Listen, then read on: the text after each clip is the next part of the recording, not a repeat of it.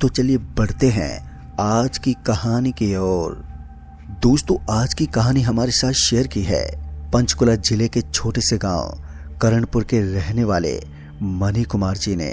तो सबसे पहले सर जी, आपको बहुत बहुत धन्यवाद अपनी घटना हमारे साथ शेयर करने के लिए। दोस्तों, अगर आपके पास भी ऐसी कोई घटना या फिर कोई कहानी है तो हमारे साथ जरूर शेयर करें हमारे दूसरे यूट्यूब चैनल नेटवर्क 33 व्लॉग के कमेंट बॉक्स में। तो दोस्तों, इन्होंने अपनी आप बीती में बताया है कि ये घटना उन दिनों की है जब मैं एक ट्रक ड्राइवर हुआ करता था। वैसे तो मुझे काम करते हुए काफी वक्त गुजर गया था, पर मेरे साथ ऐसा हादसा मेरे जीवन में पहली बार ही हुआ था। उस हादसे में मेरी और मेरे खलासी की जान जाने से बची थी अगर वक्त रहते एक मददगार हमारे पास नहीं पहुंचता। दोस्तों, हुआ ये था कि उस मनहूस रात को मैं अपने खलासी के साथ हिमाचल के बड़ी से ट्रक लोड करके बेंगलोर के लिए रवाना हुआ। वैसे तो निकलने से पहले मैंने अपने खलासी से कह दिया था कि पूरे इंतजाम से गाड़ी में चलना है, क्योंकि लंबा सफर था तो हमें पूरे इंतजाम के साथ इस लंबे सफर को तय करना था। मेरा खलासी, जिसका नाम वीरेंद्र था, उसने हाँ में कहा, हाँ उस्ताद जी, चिंता की कोई बात नहीं है, पूरे सफर भर का इंतजाम हो गया है, अगर जरूरत पड़ी तो रास्ते में कहीं देख लेंगे। इतना बोलकर वीरेंद्र ने मुझे गाड़ी स्टार्ट करने को कहा। खैर, जब मैं भी वीरेंद्र की बात से संतुष्ट हो गया तो मैंने भी गाड़ी को स्टार्ट किया और वीरेंद्र के बैठते ही धीमी रफ्तार में गाड़ी को निकालने लगा। संकरा रास्ता था, जिस वजह से गाड़ी को मेन हाईवे पर आने में थोड़ा वक्त लग गया, मगर जैसे ही गाड़ी हाईवे पर चढ़ी कि मैंने भी गाड़ी की चाल दुगनी कर दी। रात के यहीं कोई 9:30 बजे का वक्त था जब गाड़ी ने अपनी रफ्तार पकड़ी थी। लिहाजन खिड़की से आती ठंडी हवाओं के चलते मेरे खलासी ने उबासियां लेनी शुरू कर दी, जिस वजह से वो सीट पर ही टिककर आंखें बंद करके बैठ गया। जब वीरेंद्र ने अपनी आंखें बंद कर ली तो मैंने भी चलती ट्रक में अपने लिए एक बीड़ी सुलगा ली और ट्रक को ड्राइव करने लगा। अब गाड़ी चलाते हुए मुझे भी लगभग 2.5 घंटा बीत गया था, यानी कि गाड़ी को चलाते हुए 11:45 बज गए थे। रोड पर पूरा सन्नाटा बिखरा पड़ा था, पूरे हाईवे पर कोई और गाड़ी दिखाई नहीं पड़ रही थी, जिस वजह से मेरी गाड़ी रफ्तार के साथ नॉन स्टॉप दौड़े जा रही थी।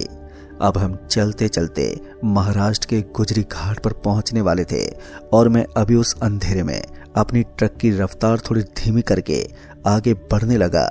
पर मुझे नहीं मालूम था कि उस घाट पर पहुंचते हमारी जिंदगी में एक ऐसा तूफान आ जाएगा जिसमें हमारी जान तलक हलक में आ जाएगी। जी हाँ दोस्तों, जैसे ही हम गुजरी घाट पर पहुंचे कि तभी अचानक ही मैंने अपनी ट्रक के ब्रेक मार दिए। वो क्या था कि सड़क के बीचों बीच एक बकरी का बच्चा खड़ा हुआ था, जिसे देखकर मैं ब्रेक मारने पर मजबूर हो गया। मैंने कई बार हॉर्न भी दिया, मगर वो बकरी का बच्चा अपनी जगह से हिला तक नहीं। मुझे बार बार हॉर्न बजाता देख वीरेंद्र, जो मेरा खलासी था, वो भी जाग गया और धड़पड़ाते उठा और बोला, अरे भाई उस्ताद जी, क्या हुआ, गाड़ी क्यों रोक दी? तभी मैंने उसे सामने देखते हुए उससे कहा, वो सामने देख यार, वो बकरी का बच्चा वहां से हट नहीं रहा है। बकरी के बच्चे की बात सुनते ही वो एकदम से चौंकते बोला और सामने देखने लगा। बकरी का बच्चा? क्या बात कर रहे हो यार, इतनी रात को ये बकरी का बच्चा यहाँ पर क्या कर रहा है? तभी मैंने अपने खलासी वीरेंद्र को उसे हटाने को बोला। मेरी बात सुनकर वो नीचे उतर गया और उस बकरी के बच्चे को वहां से हटा दिया। पर जैसे वीरेंद्र वापस आया कि तभी फिर से वो बकरी का बच्चा वहीं आकर सड़क के बीचों बीच खड़ा हो गया। वीरेंद्र ने ऐसा 2 से 3 बार किया, पर वो बच्चा बार बार वहीं पर आकर खड़ा हो जाता। तभी वीरेंद्र मेरे पास आया और बोला, यार उस्ताद जी, शायद ये बकरी का बच्चा यहाँ पर रह गया है, क्यों ना इसे साथ ले चलते हैं।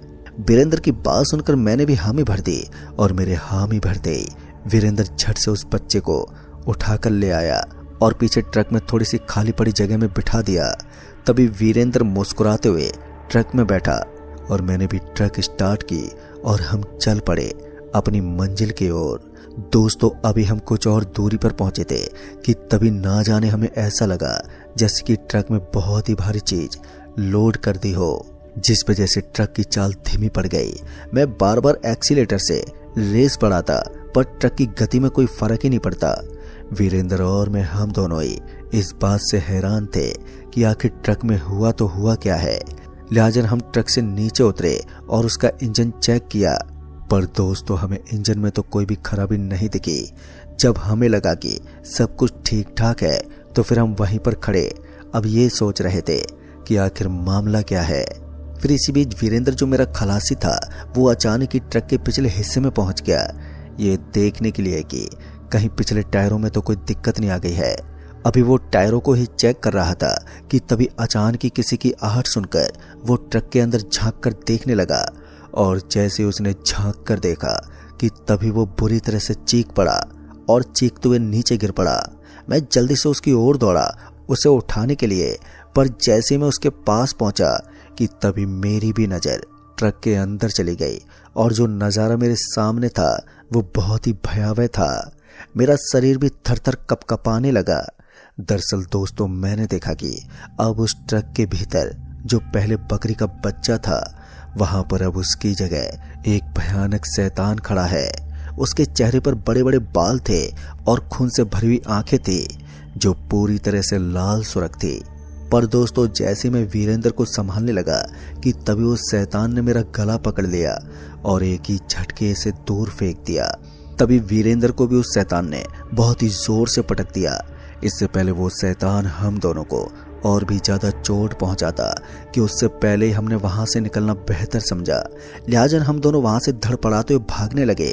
पर हम दोनों भागते हुए अभी कुछ दूर ही गए थे कि तभी वो शैतान फिर से हमारे सामने आ गया, जिस वजह से हमें समझ में नहीं आ रहा था कि अब हम क्या करें। हमें क्या मालूम था कि इस गुजरी घाट पर देर रात ऐसा हमारे साथ होगा, नहीं तो हम किसी दूसरे रास्ते से चले जाते।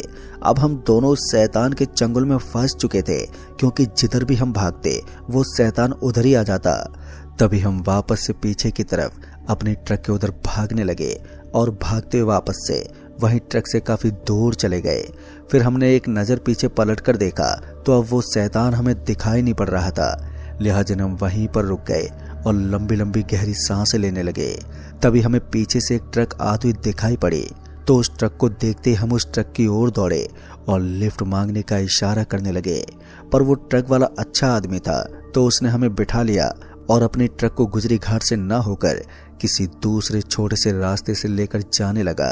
पर हमारी ट्रक अभी भी उसी घाट वाले रास्ते पर ही खड़ी थी। तभी उस ट्रक के ड्राइवर ने हमसे पूछा, क्या हुआ भाई, कोई दिक्कत हो गई क्या?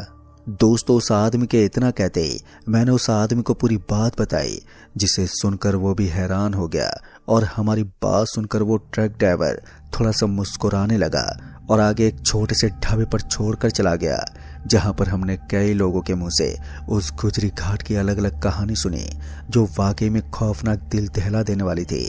सभी लोगों की अपनी अपनी कहानियां थी, पर जो हमने अपनी आंखों से देखा था वह कोई झूठ नहीं था और उसे हम कभी भी भूल भी नहीं सकते। खैर जब सुबह हुई तो हम अपनी ट्रक के पास पहुंचे तो हमने देखा कि अब वहां पर रात जैसा कुछ भी नहीं है। तो हम अपनी ट्रक लेकर वापस से अपनी मंजिल की ओर बढ़ चले। पर दोस्तों सबसे अच्छी बात तो ये थी कि हम दोनों में से किसी को भी कोई नुकसान नहीं हुआ और हम सही सलामत अपने मंजिल पर पहुंच गए। तो दोस्तों इस कहानी में बस इतना ही।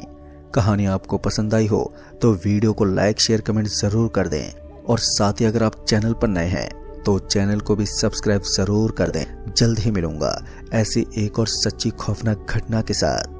तब तक के लिए बाय एंड टेक केयर।